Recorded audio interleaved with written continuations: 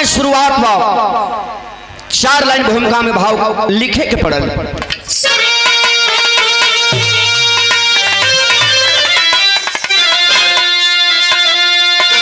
आपसी विवादों में फंस कर के मानो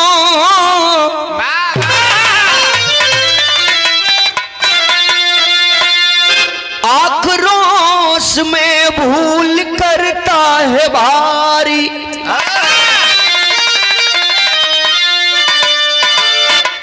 पीछे पछताने से है अब क्या फायदा,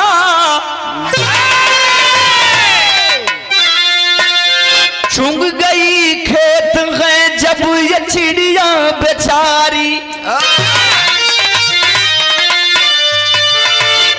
आवेश में मानो दानो बना,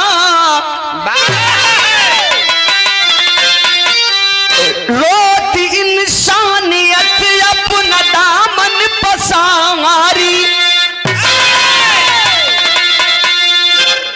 कभी बाबूराम श्यामलाल सुनकर यह घटना तर्क वितर्क करने वालों को धिक्कारी।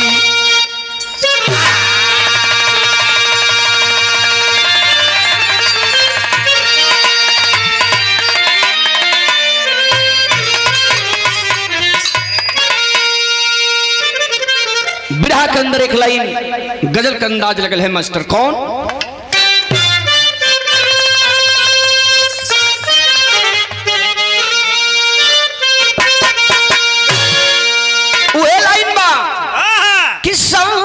कवे गिले किसारे सिकवे गिले भुला के कहो।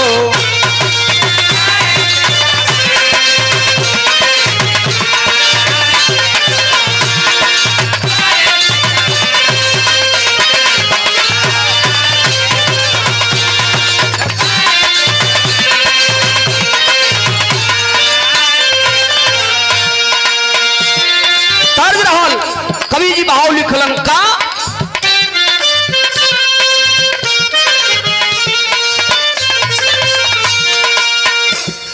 भूल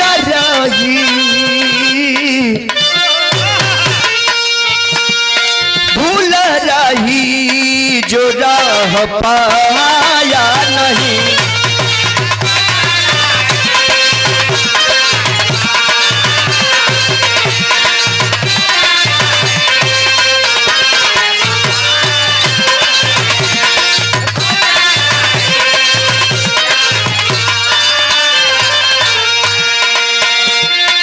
कागजी फूल से सुगंध आया नहीं, कागजी फूल से सुगंध आया नहीं। अरे भूला रही जो राह पाया नहीं।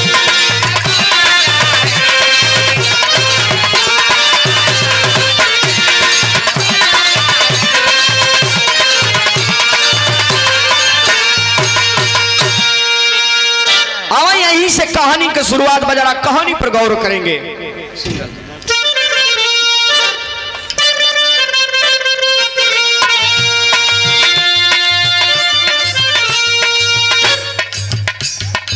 यूपी देवरिया अंदर रुद्रपुर थाना है, वही के घटना ये पेपर के अंदर छाना है। साधु दुबे सत्य प्रकाश दोनों भाई है, प्रेमचंद यादव से साधु की रहनुमाई है। खेत को पाकर के आपस में है विवाद बढ़ा,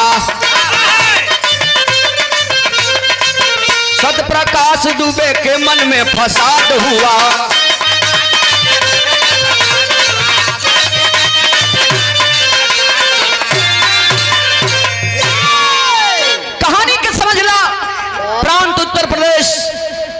जिला देवरिया के अंतर्गत बाबू जी रुद्रपुर थाना के अंतर्गत लेड़ा टोला के रहे वाला सत्य प्रकाश दुबे जकरा भाई के नाम साधु दुबे बतावल गई। वही बगलिया में एक प्रेमचंद यादव जो समाज सेवी थे बाबूजी जी, पूर्व जिला पंचायत सदस्य भी थे, जिनके पिताजी देश के सिपाही रहलन, देश के रक्षक से रिटायर भर रहलन। ए बाबू सत्य प्रकाश के भाई जो साधु दुबे रहलन अपने हिस्से की जमीन और सन 2014 में ही पैसे लेकर के और प्रेमचंद यादव जी को रजिस्ट्री कर दिए। ए बाबू रजिस्ट्री करने के बाद वो साधु दुबे कुछ दिन तक प्रेमचंद यादव के घर पर ही रहलन। ए भैया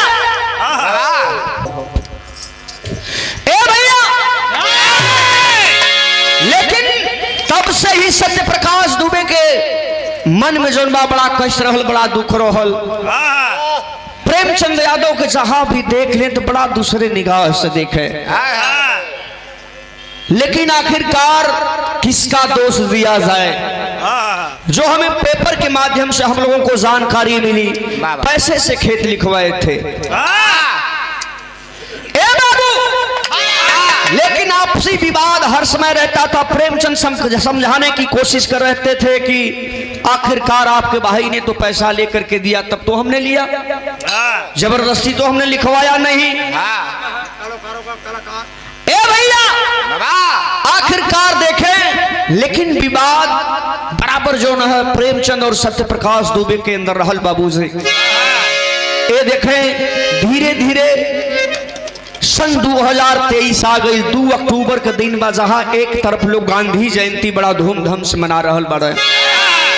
सुबह के टाइम में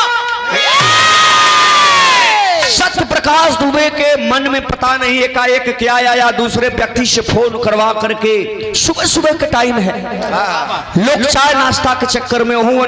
प्रेमचंद का दुल्ही चाय बना के सोचा था नहीं कि सवेरे घर से निकल जाला। भाई जे समाज सेवी हो, जे जनप्रतिनिधि बा, जे समाज के लिए काम करता, तो कर टाइम का ख्याल नहीं हो।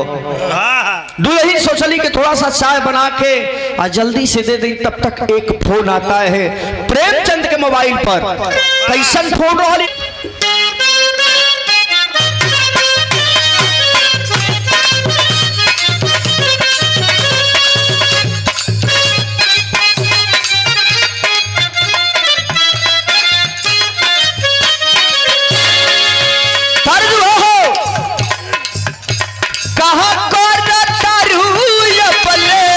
हमके बतावा ना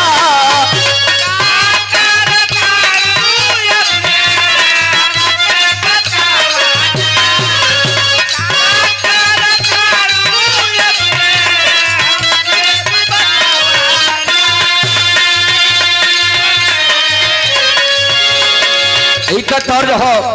लेकिन सुबह सुबह दुल्हीन प्रेमचंद के गैली घरवा में चाय बनाओ बदे इतने में मोबाइलिया पर फोन आई प्रेमचंद यादव के। कल हेलो उधर से भी आवाज आई, लेकिन उधर से एक बात कहूं का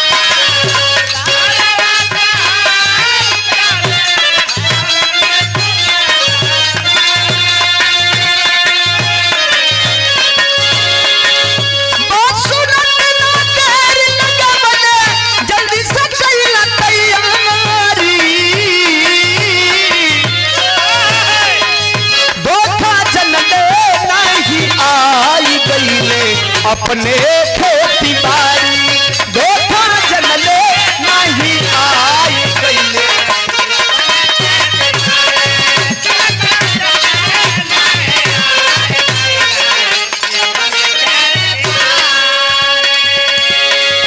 ए बाबू दुल्हन प्रेमचंद का रोक रहल बाड़ी के रे तनी चाहवा पी के जा कल ना ना इमरजेंसी बा तुरंत हम आवतनी तू चाय बना के रखा। ए बाबू और वहां से निकल के गईलन जवन खेतवा लिखौले रहलन वही पहुंचे जे फोनवा कइले रहल उनसे हाल चाल होत बा तक इतने में सत्य प्रकाश दुबे भी पहुंच गईलन।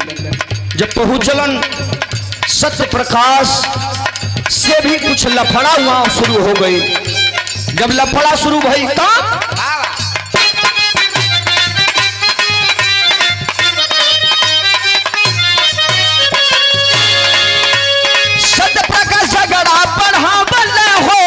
प्रेमचंद बहुत समझौले हो।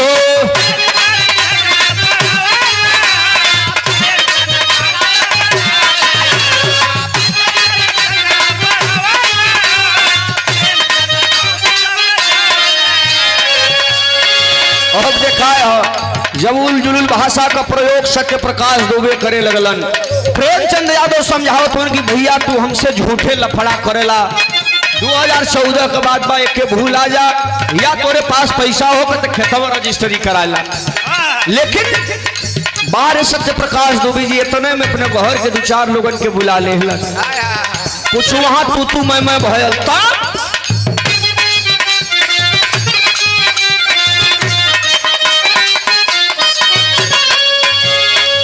काफी रो बचमा बना हो कुछ लोगन के पलवले हो।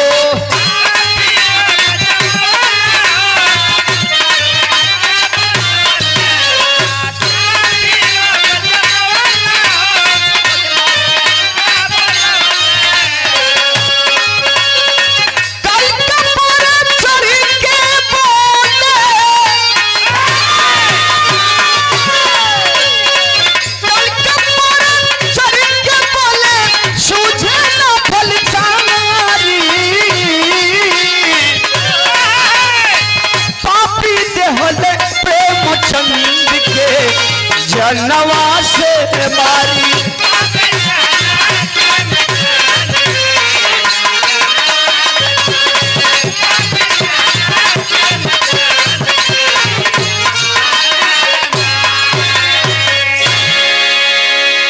ए बाबू वहां तो झगड़वा भईबे कैल हो भैया। इसके बाद सत्य प्रकाश दुबे जी घरे चल गईलन। इधर प्रेमचंद यादव उनके घरवा जाके पैर पर गिरे तो उनकी काहे हमसे झगड़ा फसाद करत हुआ काहे बात बढ़ावत हुआ। लेकिन बाहर सत्य प्रकाश दुबे आखिरकार बाबूजी लड़ाई झगड़ा शुरू हो गई। इतने में फाइटिंग भी चले लगल। इसके बाद बाबूजी अकेला इंसान प्रेमचंद यादव जी उधर उनके परिवार में उनकी लड़की उनकी धर्म पत्नी बाबूजी यहाँ तक मामला आ गया। हसिया से बाबूजी लेकर के और प्रेमचंद को काट काट करके मौत के घाट उतार दिए। आप लोगों ने पेपर में पढ़ा होगा, न्यूज में देखा होगा। ए भैया आखिरकार जब प्रेमचंद यादव ये दुनिया में ना रल हो बाबू, जब घरे खबर लागल है परिवार के लोगों को रो रो के बुरा हाल बा। धर्म पत्नी सोच रहल बड़ी कि स्वामी जी हम कहत रही ना सुबह सुबह चाहत हुआ हमें बड़ा अपशगुन जना था, कम से कम चाय तो पी के चल गया होता। ए बाबू लेकिन देखें उनकी सामाजिकता का फल का रहल। आज उनके परिवार के साथ पूरे गांव के लोग वहां से गुस्से में हो करके और सत्य प्रकाश दुबे के घर की तरफ चलन लाठी डंडा लेके। तो यहां कवि जी भाव लिखलन,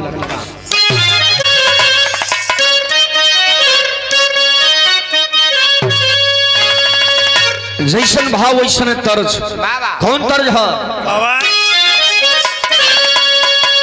अरे पातर राही राम जी के, अरे पातर राही राम जी के, पातर कारी अइया हो रामा, पातर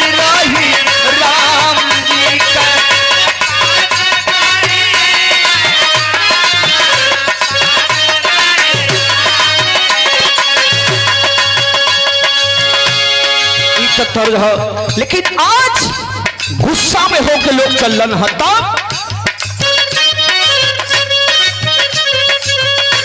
गुस्सा में पहुंचे लोग, गुस्सा में पहुंचे लोग, डूबे के दुआरिया हो रामा, गुस्सा में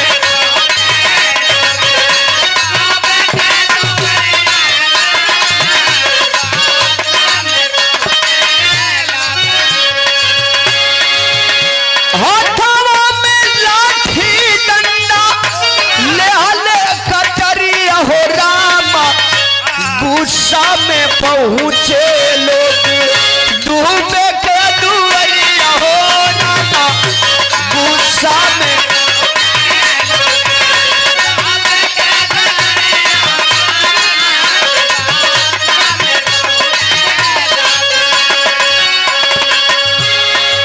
ए बाबू पूरा गांव के लोग बाबूजी लाठी डंडा लेकर के सत्य प्रकाश दुबे के घरे पहुंचल। अब देखा है यही अगर उनके परिवार वाले लोग एक तो पहले गलती किए, लेकिन उस समय अगर घर से निकल के कहीं चले जाते एक दो दिन के लिए तो हो सकता था शायद परिवार बच जाता, लेकिन भीड़ वहां पहुंचल, बाहर से दरवाजा बंद करके अंदर लोग हो गए। लेकिन गुस्सा तो गुस्सा होले कैलन का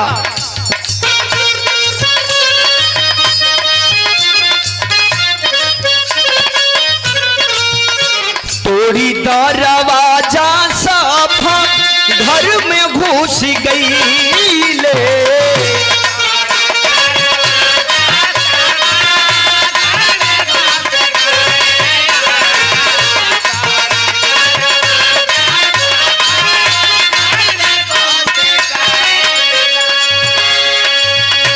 छिपल मुदैया कहवा तोड़ फोड़ कैले हो, तोड़ फोड़ कैले।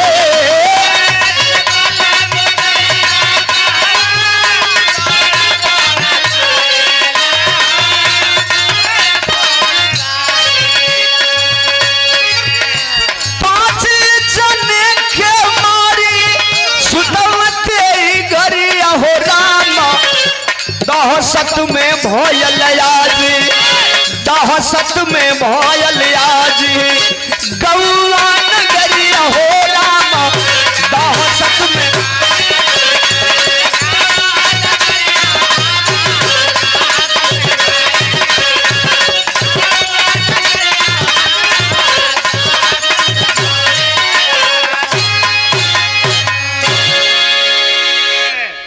भूल छोटी सी भी धूल कर देती है, प्रशंसा बदल जाती परिहास में। जब बहुत कपारे पर चढ़ कर नाचेला उस समय कुछ नहीं दिखाई देता, लेकिन उस समय आदमी अगर सोच ले कि इसका अंजाम क्या होगा, परिणाम क्या होगा, तो शायद एक गलती नहीं करता। ए बाबू आखिरकार दरवाजा तोड़ करके अंदर घुसे, खोज रही इधर उधर, लेकिन जे सामने मिलल ए बाबू सत्य प्रकाश के समेत उनकी धर्म पत्नी दो बेटियां को लेकर के 5 लोगों को मौत के घाट लोग उतार दिए। एक छोटा सा बच्चा अनमोल दुबे तो एक साइड बैठा हुआ, एक मनई उसके भी पास पहुंचा, जैसे लाठी तनलस, रो रो करके वह बच्चा कह रहा है का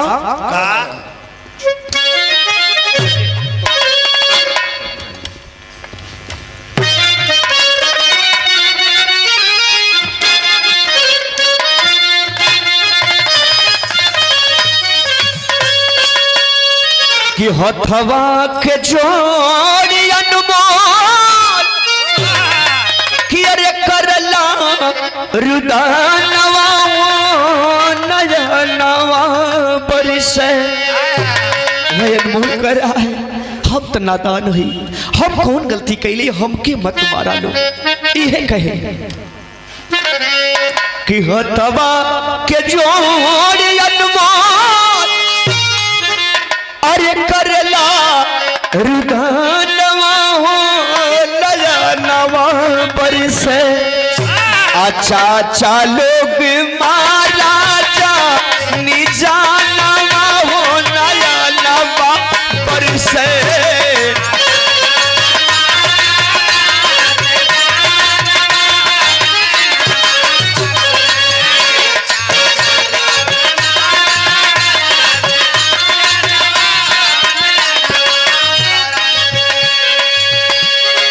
चाचा जे गलती कैलस ना ओके तो आप लोग सजा दिए देहला, लेकिन हमके मत मारा।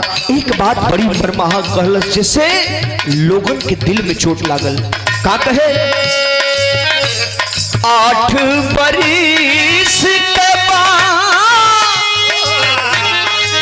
अरे मोर बचपनवा हो नया नवा बरिस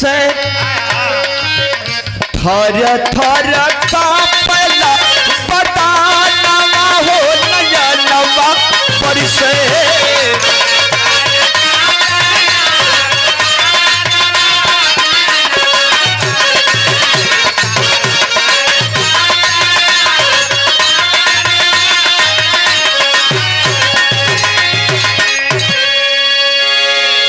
ए बाबू इसके बाद इतना शोर शराबा हुआ, इर्द गिर्द के लोग शोर शराबा वही लोग पहुंचे, लेकिन इसके बाद वहां से लोग भाग गए। वह अनमोल घायल अवस्था में जिनको हॉस्पिटल भेजा गया, लेकिन 5 मौत एक ही घर में और एक प्रेमचंद यादव की, एक गांव में 6-6 मौत। दहशत में लोग हो गए बाबूजी। कोई सत्य प्रकाश के परिवार के लिए आंसू बहा रहा है, कोई प्रेमचंद यादव के लिए आंसू बहा रहा है। लोग ये कह रहे थे कि प्रेमचंद यादव एक ऐसे व्यक्ति थे, गरीबों की मदद करना उनका काम था। लेकिन ए बाबू होगा वही जो मंजूर खुदा होगा। वहां का हालात देख के कवि जी तेरी में बात लिखलन है का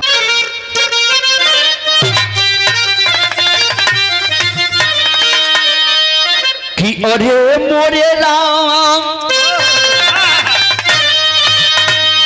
कि सागर भी तब नी शब्द हो गया, अरे सागर भी तब नी शब्द हो, सागर भी तब नी शब्द हो गया, धरती कांप गया, अंबर भी हुआ स्तब्ध।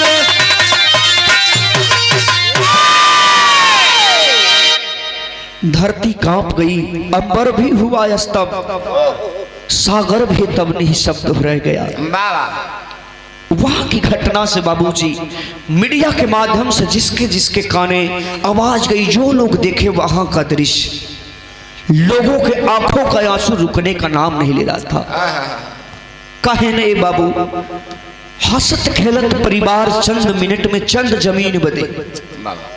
सबसे बड़ी ये बात है, किसी बात को, छोटी सी चिंगारी को आग मत बनाइए, नहीं तो उसका परिणाम बुरा होगा। किसी भी बात को ठंडे दिमाग से समझौता कर लेना ही अपने हक में अच्छा होगा, नहीं तो देख लीजिए परिणाम सामने है। जमीन धन दौलत रुपया पैसा सब कुछ यही रह जाएगा बाबूजी। न केहू कुछ लेके आइल है और न केहू कुछ लेके यहाँ से रह का जाई। जवन प्रेम व्यवहार बनौले रहबा, गईला के बाद लोग ये कहें कि फलाने बड़ा बढ़िया ये रह जाला। ए बाबू तो ये बदे हम कहिला, मनुष्य का जीवन मिलल बढ़िया काम करा, अपने रोजी रोटी में लगा, केहू को बुरा मत सोचा, न केहू को बुरा करा। ए बाबू लेकिन वहां जब शासन प्रशासन के लोगों को खबर लगी, सत्ते में आए लोग, आखिर काहे नहीं जौने थाना के अंतर्गत ऐसा घटना हो जाए उनकी भी तो जवाबदेही है। सवाल पर सवाल उठने लगा कि आज अगर 100 नंबर की गाड़ियां दौड़ती तो शायद ऐसी घटना नहीं होती। प्रशासन के लोगों से भी मैं कहना चाहता हूं, जो आपको सुविधाएं मिली है इसीलिए कि आपकी ड्यूटी है, आप रात भर घूमते रहिए। लेकिन आप देख लीजिए प्रशासन के लोग भी कहीं अकोरे देख के गाड़ी 100 नंबर का खड़ा करके मजा लेते हो। मौका पर कब पहुंचे जब घटना घट जाई ये हालात है। लेकिन वहां का दृश्य कहां पर स्वभाव लगल।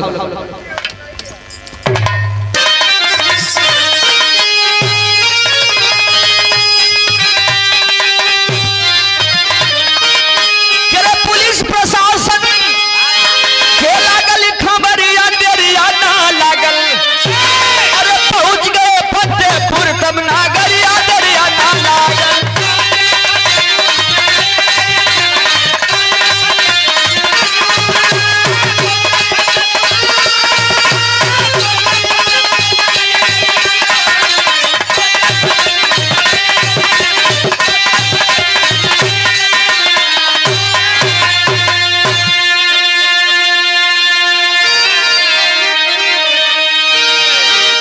प्रशासन के लोग वहां पहुंचे, तमाम चैनल वाले पहुंचे, घटना को दिखाने लगे। बाबूजी जब यह बात उत्तर प्रदेश के मुख्यमंत्री माननीय सीएम आदित्यनाथ योगी जी के पास में जब पहुंची, एक्शन में डीएम एसपी महोदय डीएसपी महोदय को उन्होंने आदेश दिया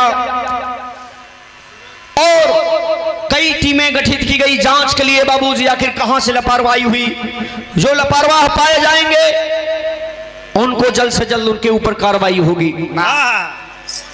लेकिन प्रशासन के लोग वहां पहुंचे, जो घायल थे उनको एम्बुलेंस मंगा करके हॉस्पिटल में भर्ती कराए बाबूजी। बाकी जो लोग मरे हुए थे उनकी पोस्टमार्टम हुई, इसके बाद परिजनों को लाश सौंपी गई। लेकिन इधर आदित्यनाथ जोगी जी ने इस मामला को संज्ञान में लिया तो आल्हा से लिखे पड़ा,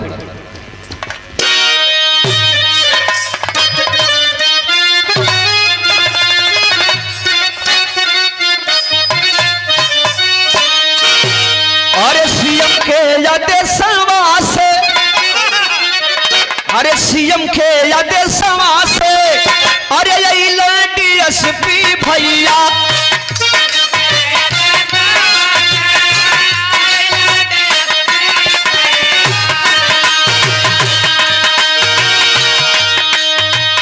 डीएमएसपी सीओ साथ रहल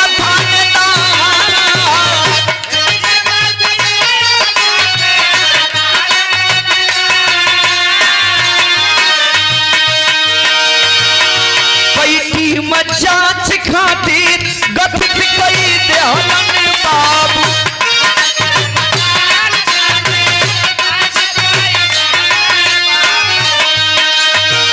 दस से ज्यादा लोग हुआ भई लगी रखुतार,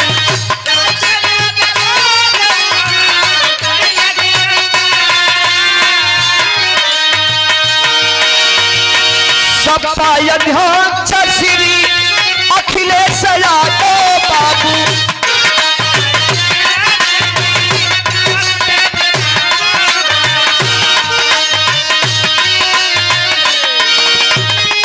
मुजरिम को बक्सर लागे जोगी सरकार,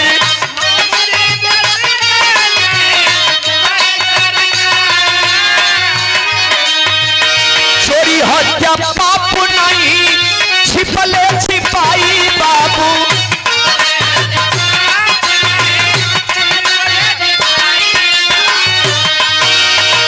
पाप का घड़ी लड़ा हो पी तब एक बार,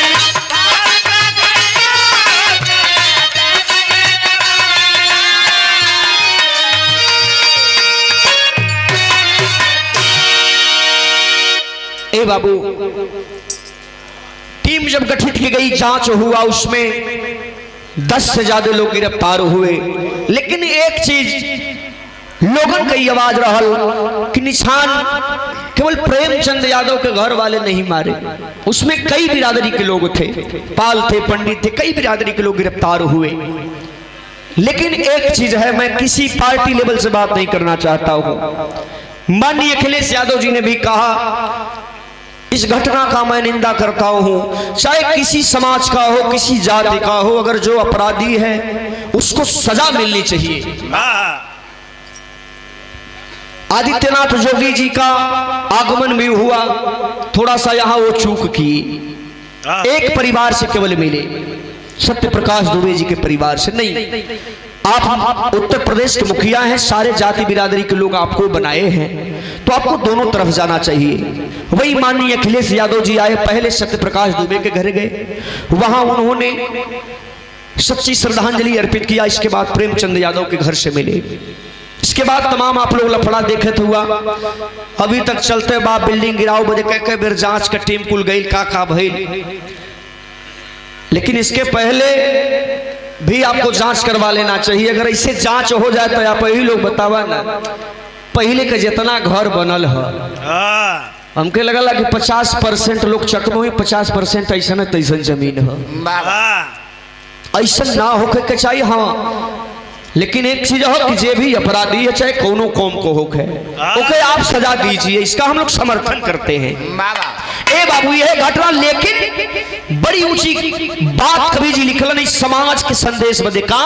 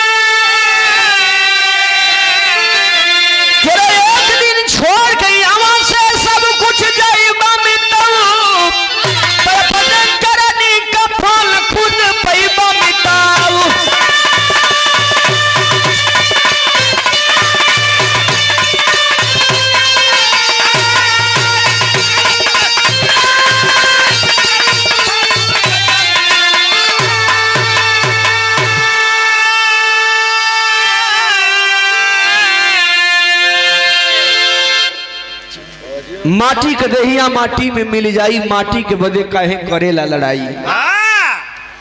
माटी के देह में माटी में के मिलिए जाए के हो, कैसे अच्छा बा। झगड़ा झंझट मत कराए आप लोग। जमन काम प्रेम से समझौता से हो जाई वो उचित हो। मार लड़ाई झगड़ा हुई दोनों ओर से नुकसान होला। विराट लास्ट लाइन लिखे के पड़ल, गुरु बिहारी लगन देव